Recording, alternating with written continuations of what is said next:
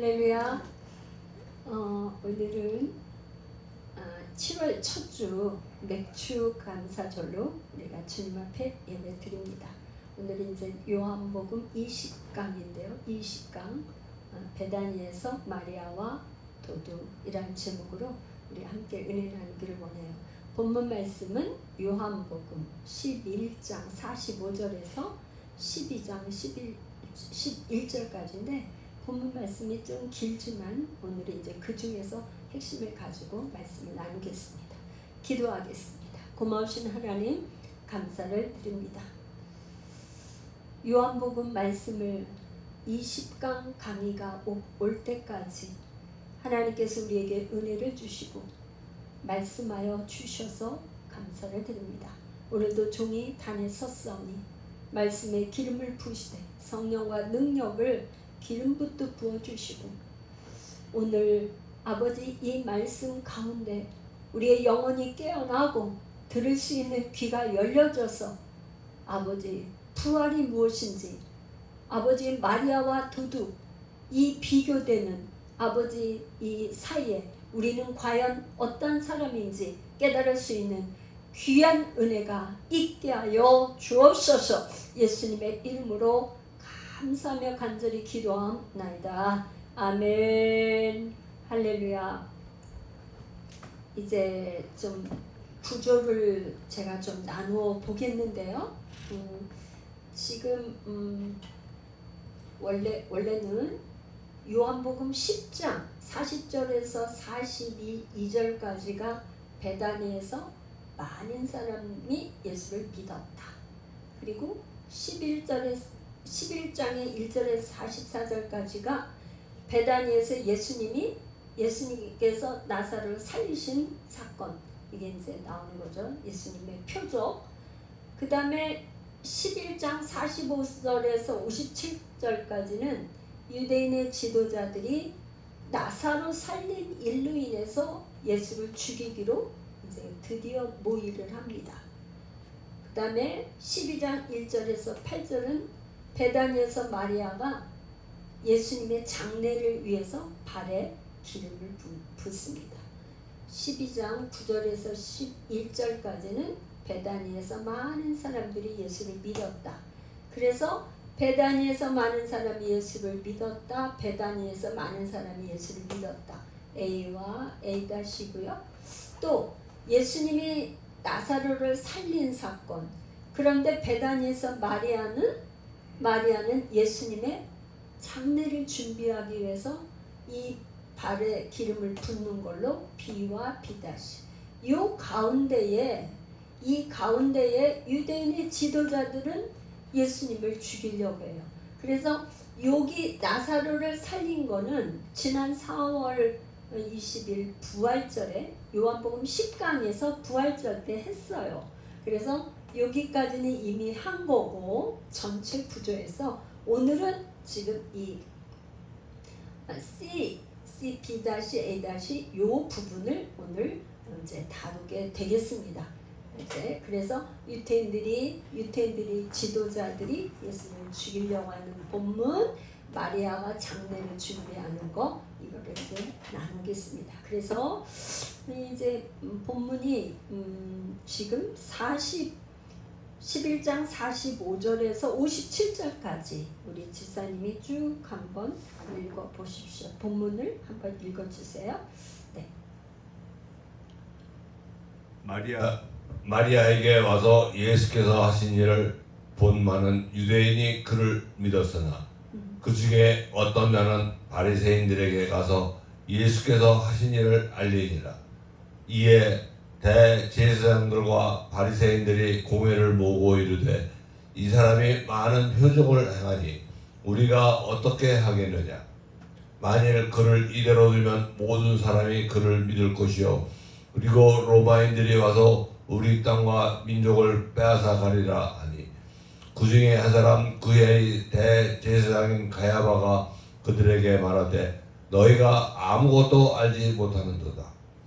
한 사람이 백성을 위하여 죽어서 온 민족이 망하지 않게 되는 것이 너희에게 유익한 줄을 생각하지 아니하는도다 하였으니 이 말은 스스로 함이 아니요 그 해의 대제사장이므로 예수께서 그 민족을 위하시고 또 그 민족만 위할 뿐 아니라 흩어진 하나님의 자녀를 모아 하나가 되게 하기 위하여 죽으실 것을 미리 말함이라.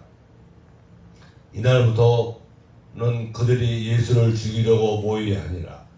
그러므로 예수께서 다시 유대인 가운데 드러나게 다니지 아니하시고 거기를 떠나 빈들 가까운 곳인 에브라임이라는 동네에 가서 제자들과 함께 거기 머무르시니라.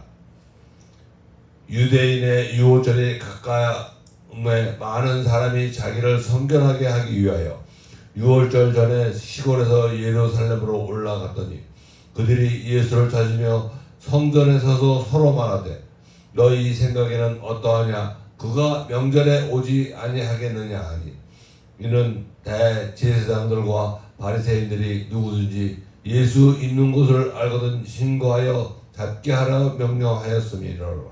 아멘. 11장 45절에서 57절.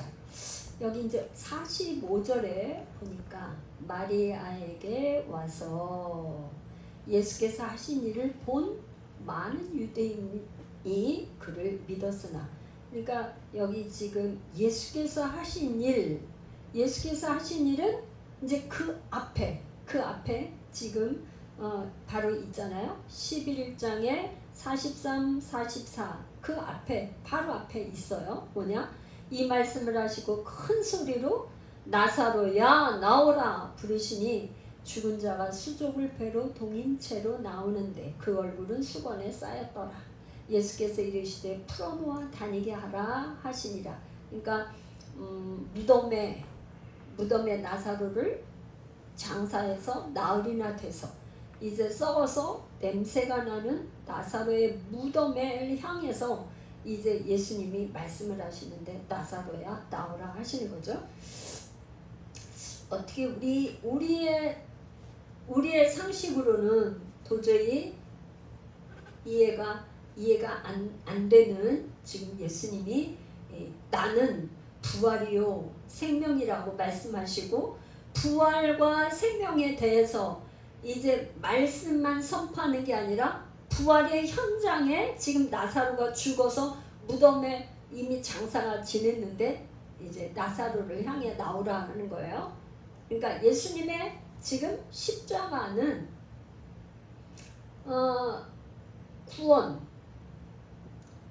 구원과 심판이 동시에 일어나요. 동시에.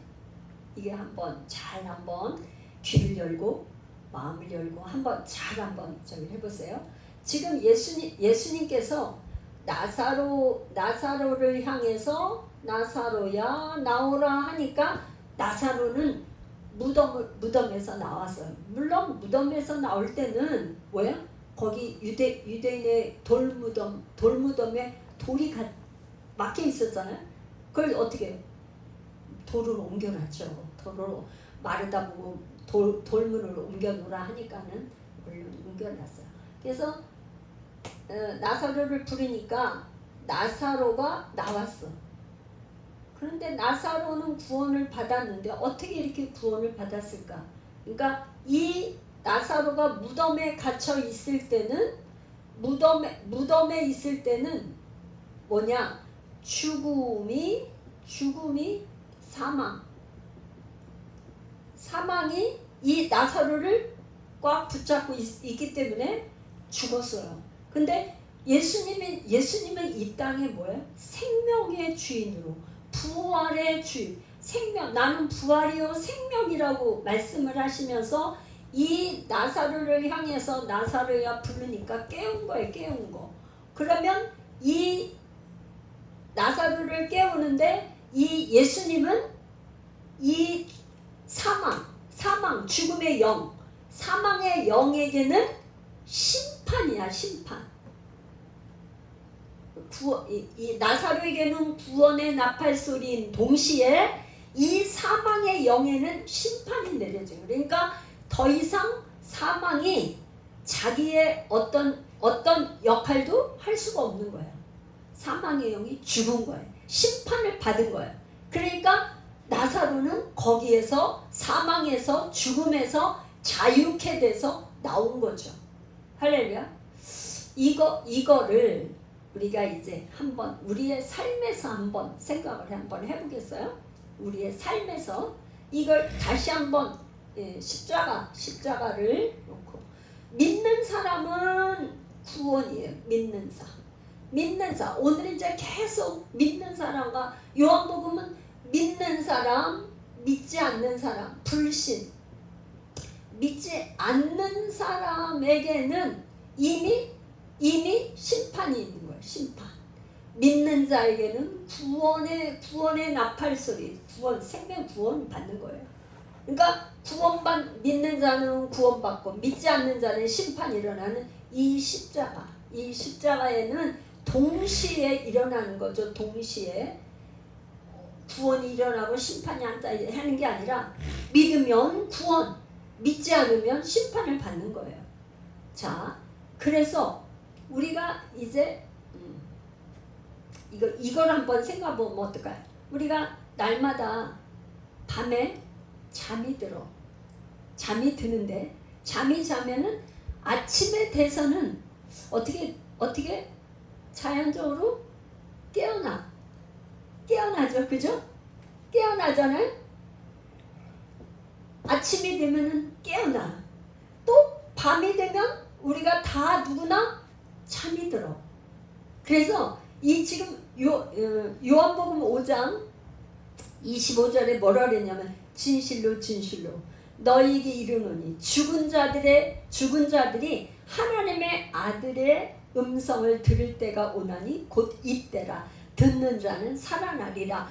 요한복음 5장에 그렇게 말씀을 하시고 지금 나사로는 어디 있었어요? 무덤 죽었잖아. 죽었는데 하나님의 아들 예수 그리스도가 나사로야 나오라 하니까 죽은 자들 가운데서 하나님의 음성을 듣고 나사로가 나오는 거죠. 이제 우리가 이제 이거는 성경 시대 때 예수님 시대 때 있었던 일을 하지만 나중에 우리가 예수님이 재림을 하신다 그러면 어떻게 해요? 맨 먼저 이렇게 나사로처럼 무덤에 죽어서 장사됐던 사람들이 먼저 하나님의 아들의 음성을 듣고 부활을 하는데 어떤 몸이 부활해서 영원히 썩지 않은 변화된 몸으로 부활하고 또 살아있는 자도 부활의 몸이 돼서 예수님 하나님의 음성을 듣고 따라가고 이게 이제 부활에 예수님이 재림할 때 있을 일들이죠. 할렐루야.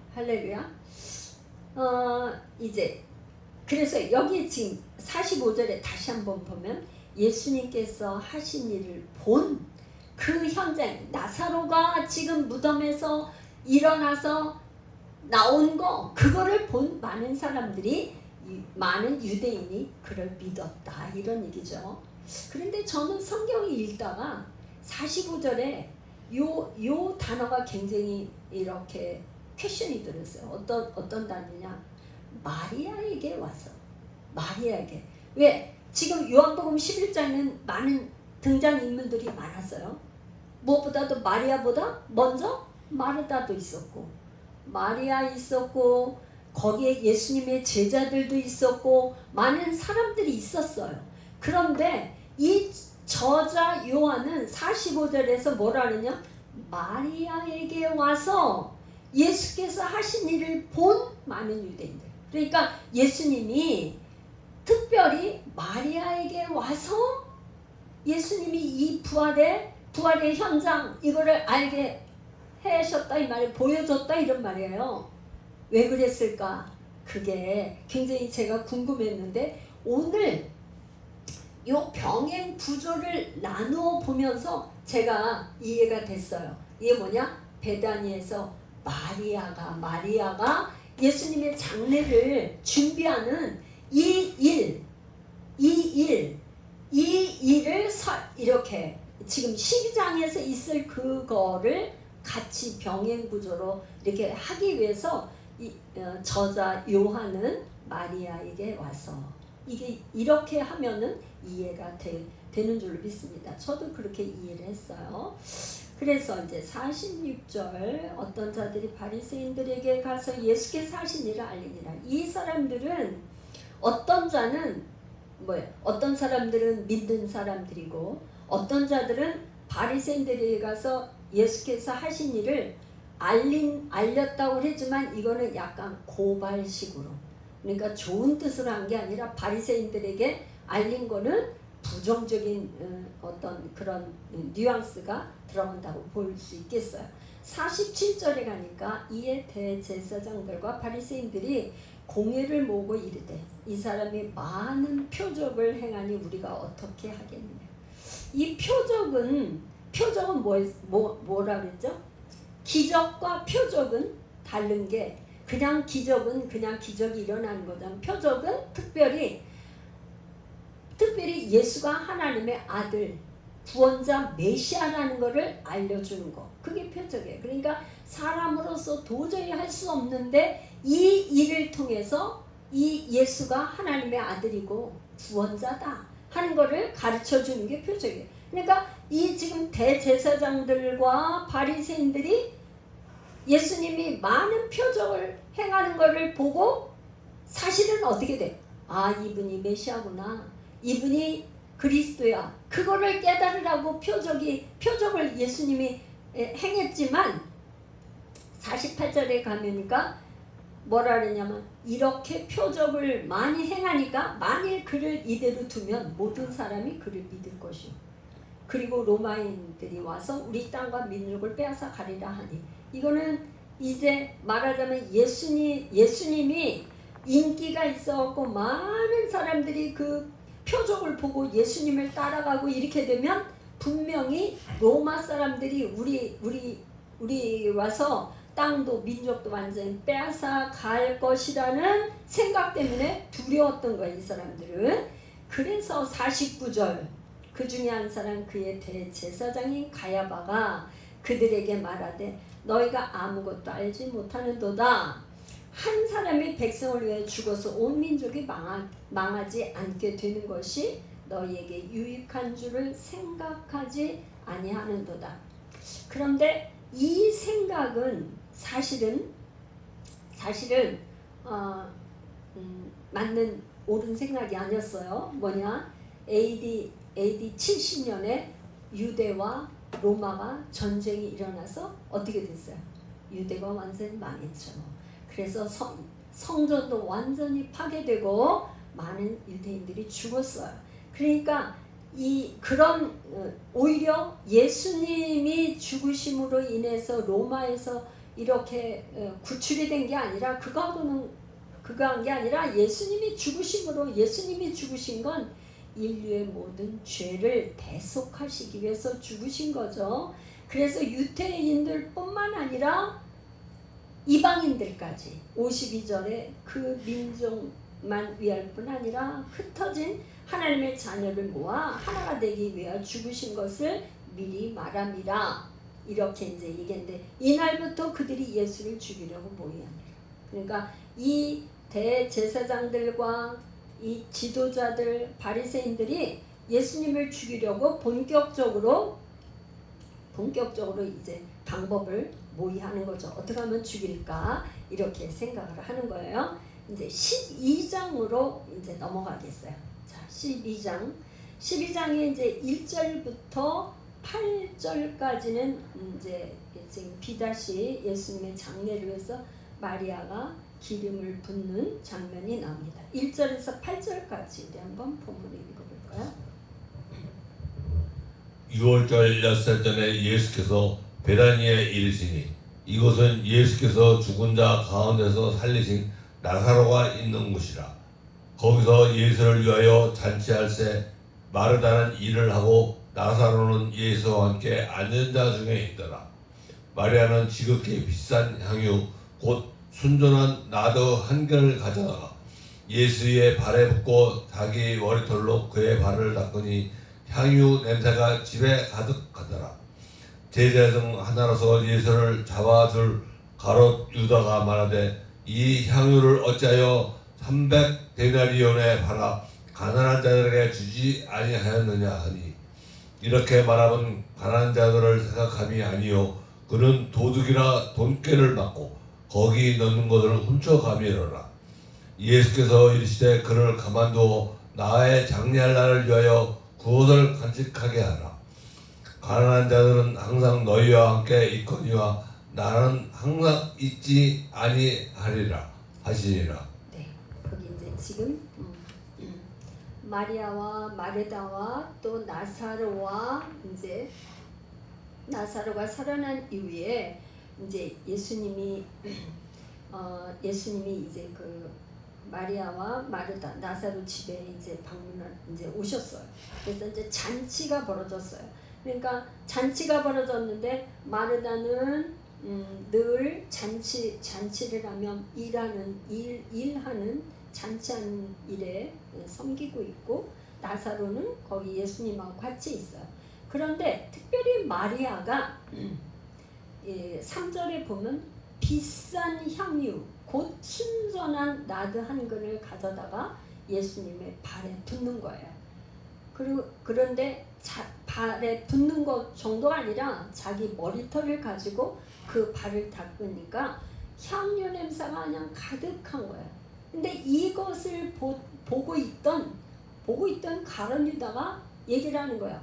아니 어찌하여 이 향유를 갖다가 예수님의 그렇게 발에다 붓는 것을 완전히 허비한다는 생각이 드는 거예요. 그러면서 차라리 300데나리온에 팔아가지고 가난한 자들에게 차라리 주는 게 낫지 않겠느냐 이렇게 얘기를 했는데 이 저자 요한은 이걸 갖다가 설명을 하고 있어요. 이렇게 말하면 이게 6절에 가서 설명을 해요. 가난한 자들을 생각하는 게 아니고 그는 도둑이라. 누가 도둑이라는 거예요? 가룟 유다가 도둑이라고 아주 딱 이게 이렇게 이름을 지었어요. 도둑. 그런데 그 왜 도둑이냐? 그는 돈깨를 맡은 사람이야. 가룟 유다가 회계를 받던 것 같아요. 돈깨를 맡고 거기에 넣는 것을 조금씩 훔쳐갔던 것 같아요. 그러니까 그 마음에는 가난한 사람을 도우려고 하는 그런 생각보다 이 돈에 사로잡혀가지고 그렇게 얘기를 한 거다. 그런데 이제 다른 지금 마테마가 누가 요한복음에 이제 내 복음서에서 특별히 요한복음에만 이렇게 가룟 유다를 도둑이라고 얘기를 하죠. 다른 복음서에는 그렇게 이제 나오진 않는데 이 지금 요한복음 10장 10절에는 뭐라 그랬냐면 도둑이 오는 것은 도둑질하고 죽이고 멸망시키려는 것이요. 그러니까 도둑을 아주 그냥 도둑과 이 도둑을 왜 도둑이냐? 너희들은 거짓의 아비 마귀 사단으로부터 왔다. 그걸 아주 요한복음 10장에서 딱 명시했거든요. 근데 12장에 와서 다시 가룟 유다를 뭐라 그랬냐면 가룟 유다 앞에 예수님을 예수님을 팔아먹을 그 가룟 유다를 향해서 도둑이라고 아주 딱 얘기를 했어요. 그런데 18절 예수님이 말씀을 하시는 거예요. 7절부터 가만두라. 예수께서 이르시되 그를 가만두어 나의 장래할 날을 위하여 그것을 간직하게 하라. 예수님은 이미 이제 십자가에서 죽으실 건지 때가 가까이 온 거를 이미 알고 계시고, 그런데 그것을 안 사람이 마리아예요. 마리아는 예수님이 이제 곧 죽으실 것을 알고 이 발에 그 향유를 부었잖아요. 그러면서 또 말씀을 하시는 거예요. 8절에 가난한 자들은 항상 너희와 함께 있거니와 나는 항상 있지 아니하리라. 여기서 예수님이 지금 내가 너희들과 함께 있지만 나는 너희들과 항상 같이 있지 않아. 너희들이 늘 가난한 자들은 항상 너희들 주변에 있어. 이게 지금 신명기 15장 11절에 가난한 자들을 도우라고 그랬지만 지금은 우선순위가 중요한 거예요. 가난한 자들이 중요한지 예수님의 장래가 중요한지 무엇이 우선순위인지를 지금 말씀을 하고 계시는 거죠. 지금은 강한 자가 중요한 게 아니야. 내가 이제 곧 죽어. 그걸 아는 사람이 예수님의 제자들 중에서도 눈치채고 안 사람이 없고 마리아가 그걸 아는 거예요. 이 마리아는 예수님 발 아래서 늘 하나님의 말씀을 예수님의 말씀을 잘 들었던 여인이에요. 그리고 예수님이 나사로를 살린 그거를 목격하고 예수님께서 이제 곧 돌아가시겠구나 하는 걸 준비한 거죠. 9절 유대인의 큰 무리가 예수께서 여기 계신 줄 알고 오니 이는 예수만 보기 위함이 아니요 죽은 자 가운데서 살리신 나사로도 보려 함이라. 그러니까 예수님만 보는 게 아니라 나사로가 죽었다 살아났대 한 그 정말야 하면서 나사로를 보러 온 거죠. 10절에 대제사장들이 나사로까지 죽이려고 모이하니 나사로 때문에 많은 유대인들이 가서 예수를 믿음이려라. 여기 지금 10절에 대제사장들이 복수로 나와 있어요. 복수형. 대제사장은 헬라어로 아르키에레이스. 이 복수형 이 말은 말하자면 전체 사내들인을 얘기하는 거예요. 그래서 예루살렘의 대제사장, 그 다음에 그 전임자들, 제사장 계급 가운데 있었던 특별한 그 의원, 이런 사람들을 이제 나타내는데 사내들인에서 막강한 영향력을 가진 말하자면 대제사장 그런 걸 말하고 있어요. 그런데 이 제사장 단 가운데서는 성전 관리자도 있고 안식일에 제사 책임자들도 있고 매일 제사를 드리는 책임자도 있고 성전의 어떤 변호사, 성전의 회계 등이 다 포함되는 사내들인이에요. 그런데 그 중에서 이 무리의 대표격은 예루살렘에서 직무를 행하는 대제사장이 제일 우두머리예요. 그런데 이 사내들인 전체 공회에서 나사로까지 예수님만 죽이는 게 아니고 나사로까지 완전히 죽이려고 모의를 하는 거죠. 그런데 계시록 3장 9절로 한번 가볼까요? 요한 계시록 3장 9절. 이 요한 계시록에 보면 이 사내들인을 뭐라고 얘기했는가 우리가 한번 살펴볼 필요가 있어요. 요한 계시록 3장 9절. 제가 좀 찾았으니까 읽어볼게요. 보라, 사단의 회당 곧 자칭 유대인이라 하나 그렇지 아니하고 거짓말하는 자들 중에서 몇을 내게 주어 그들로 와서 내 발 앞에 절하게 하고 내가 너를 사랑하는 줄 알게 하리라. 그러니까 이 지금 유태인들 중에서 이 대제사장 사내들인을 뭐라고 그랬냐면 아마 이제 추측하건대 요한복음은 AD 85년에서 한 90년 이 전후로 아마 쓰인 걸로 우리가 추측을 하는 거고요. 요한 계시록은 AD 한 95년, 96년. 이 지금 요한이 반모섬에 이렇게 들어가서 유배당에서 거기서 이제 계시를 보고 쓴 거잖아요. 그러니까 요한이 썼는데 말하자면 요한복음 이후에 이 계시록이 쓰인 거예요. 그런데 빌라델피아 교회에게 7교회에게 아시아에 있는 7교회에게 편지를 하는데 빌라델피아 교회에게 특별히 뭐라 하냐면 보라 사단의 회당 유대인 자칭 유대인이라고 하는데 그들은 사단의 회당이야 이렇게 얘기를 좀 놀랍죠. 말하자면 우리가 생각할 때는 여기 지금 대제사장이고 여기에 바리새인들이고 이 유대인의 지도자들이니까 사실은 하나님의 말씀을 이제 백성들보다 더 많이 알고 더 하나님을 예배하는 자들이잖아요. 그런데 그들을 뭐라 그래요? 사단의 회당이라고 그래요. 왜 그래요? 여기 지금 죽이려고 그래요. 예수님을 죽이려고 하고 나사로까지 죽이려고 해요. 그러니까 많은 기적을 표적을 베푸는 예수님에게 몰려드는 이거를 이 말하자면 대제사장들이나 이 사내들은 뭐예요? 기득권이잖아요. 기득권. 권력을 그 당시에 권력을 가지고 있던 사람들이잖아요.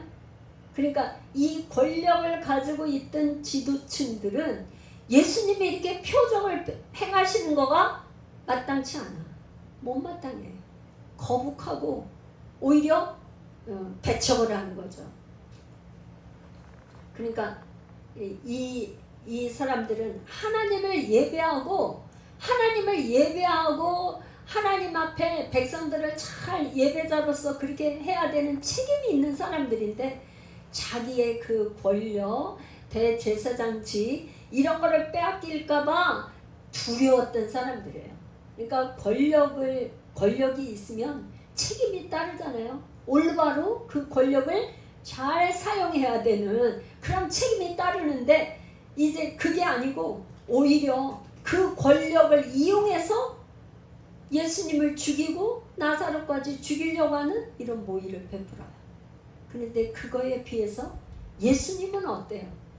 예수님은 하나님의 아들이신 그분은 하나님의 아들이시면서도 하늘 보좌에 있는 것을 포기하고 이 땅에 오셔서 죄의 모든 인류의 모든 죄를 대신 지시고 죽으셨어요. 만약에 예수님이 이렇게 십자가에서 죽으시지 아니었다면은 우리에게 생명은 없죠. 구원은 없어요. 예수님이 이렇게 죽으시지 않고 십자가에 지시는 것을 거부했다. 그러면 오늘날 우리의 죄는 그대로 있는 거죠. 죽음으로 끝나죠. 영원한 영생을 얻지 못하는 거죠. 빌립보서 2장 5절에서 11절 한번 읽어보겠습니다. 빌립보서